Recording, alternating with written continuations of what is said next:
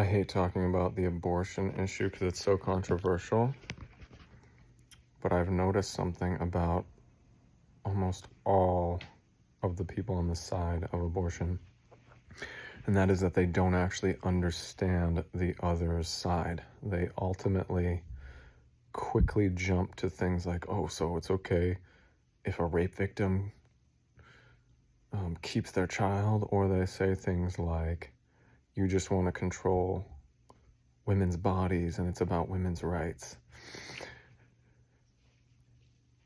And regardless of whether I agree with abortion or not, you can still take the time to understand your own argument. And when you break it down, you realize that it's sort of fallacious, and it's not because someone's trying to control a woman's body. If I were to quickly jump the gun to the end of the argument and say, well, look, if someone goes around shooting people and murdering them, you take away their right to do that by putting them in jail. And people don't jump to that conclusion and say, so you just want to control people's bodies? Not, it's like, it's not that we want to control their bodies, is that we want to protect the other person's body, and the one who is willing to unalive the other person, you stop their body from continuing to do that. So it doesn't mean we want to control everyone's bodies. It means we want to give rights to the humans that we are protecting from someone who wants to murder them. And so the abortion people will say, well, that person's not a body yet because they can't live independent of the mother's womb. And there's so many arguments against that, because the argument then can be reduced to, okay, when do you really think life begins? And the pro-life people will say, well, it begins at conception. And some of them will say, no, it actually just begins at a heartbeat. And a lot of the pro-life people will concede, okay, so if you believe that it starts with the heartbeat, we would be willing to concede and say, well, then let the law start protecting that as a human at the heartbeat. Because if you say that life only begins when you're independent of the womb, you have to make the argument that it's okay to abort full term. And then people are like, well, I'm not really willing to do that, because their conscience comes into play, and they go, okay, well, that's harsh, but... And then their argument kind of breaks down, because the argument really just comes down to, when does life begin? That's it. Because when life begins, that's when that body gets the right to be protected. And it's not about controlling the woman. It's about protecting the life inside of them and defining when that begins. It's as simple as that. And some people would say straight up, yup, it's murder.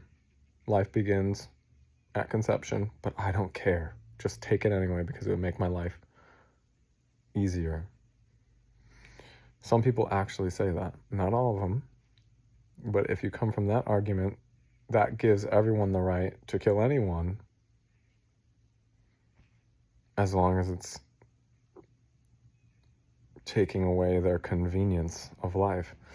And if you make the argument for independence from the womb, well, there's a lot of things that we are dependent on, like air and food and stuff. And you can't say, well, we're going to just take away food or air from somebody because they should be able to live independently of those things. And that's what gives them the right to live. Because you can make the argument that, well, you're not really alive until you're dead, and then you transcend to this other being. And it's like, it just doesn't add up. It doesn't add up. And some people would go as far to say, okay, so you think that rape and incest victims are the only people that should abort.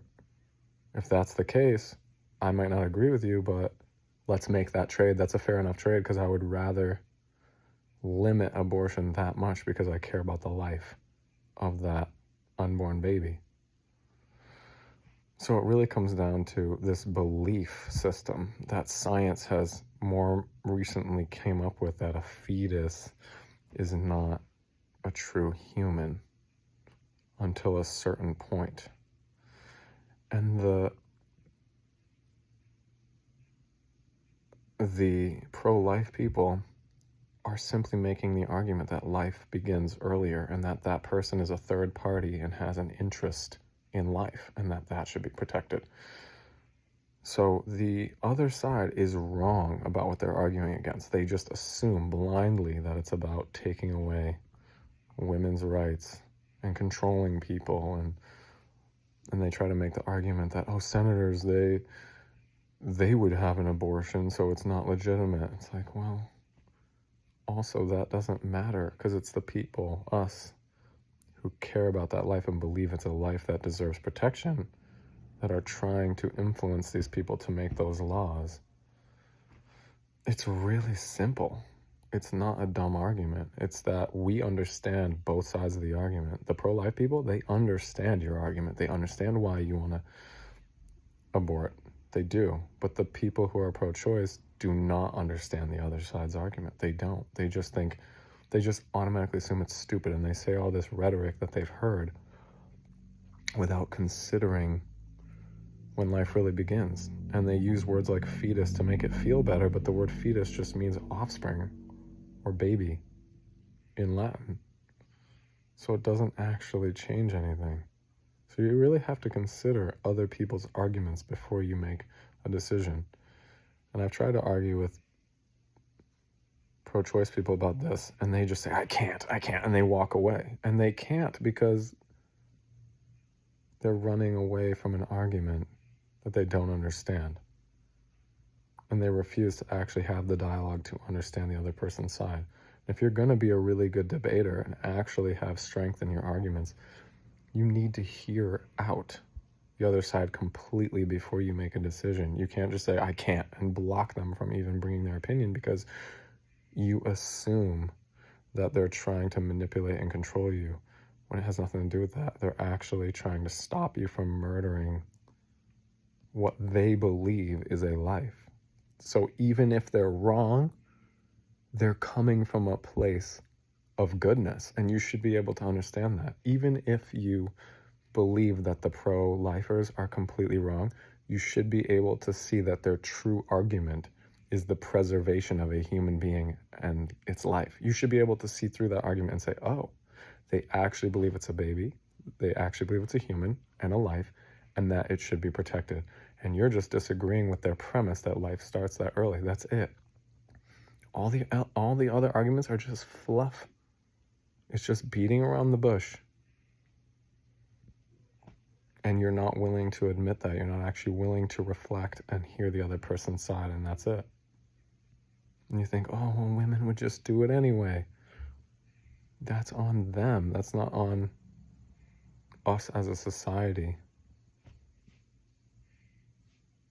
You're not really protecting that woman if they decide it's inconvenient. And there's so many stories of people who grew up in impossible situations where there was plenty of abuse, and they went on to heal the world of many things.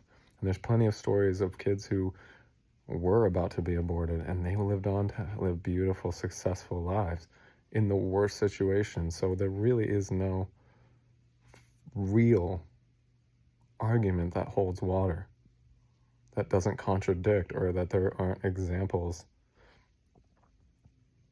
that can be brought up where it could be refuted pretty easily. So you just have to set aside your ego and what you think the other person is saying and listen.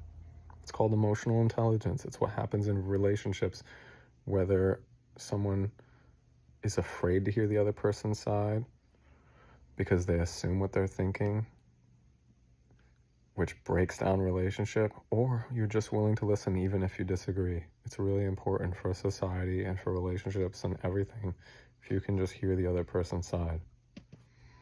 So do that. Bless you.